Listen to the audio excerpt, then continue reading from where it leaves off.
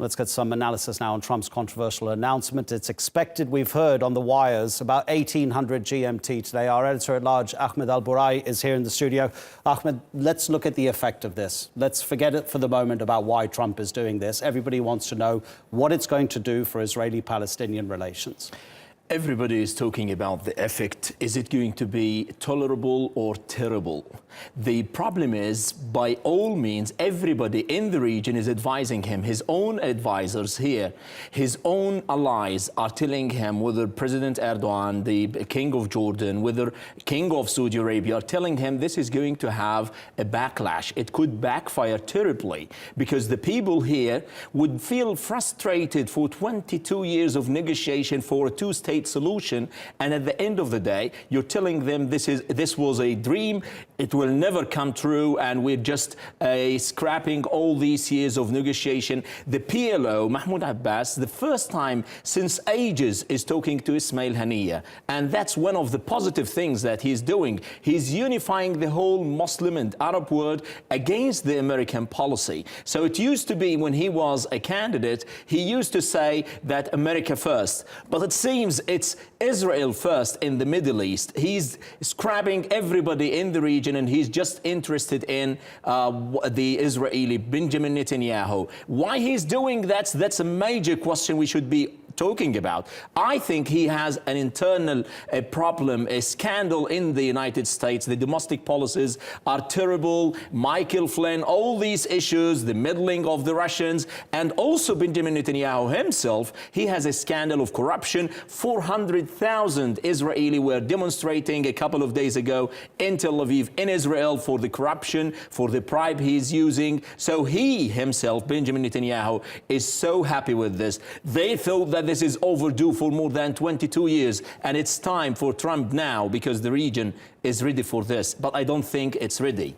It was just a few hours ago that all of these statements came from these senior administration officials, and those same officials said that Trump recognizes that the specific boundaries of Israeli sovereignty in Jerusalem are subject to final status negotiations.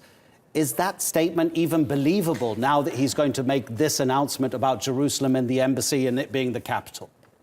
Trump is literally scrapping a host of UN, General Assembly, of the IGC, the International Court of Justice. He's scrapping back down to the 181 partition resolution that speaks about an independent entity. Jerusalem is a very sensitive issue for the Muslims, for the Arabs, for the Christians, for the Jews themselves, and everybody all over the world. There is no single embassy in East Jerusalem because of this issue.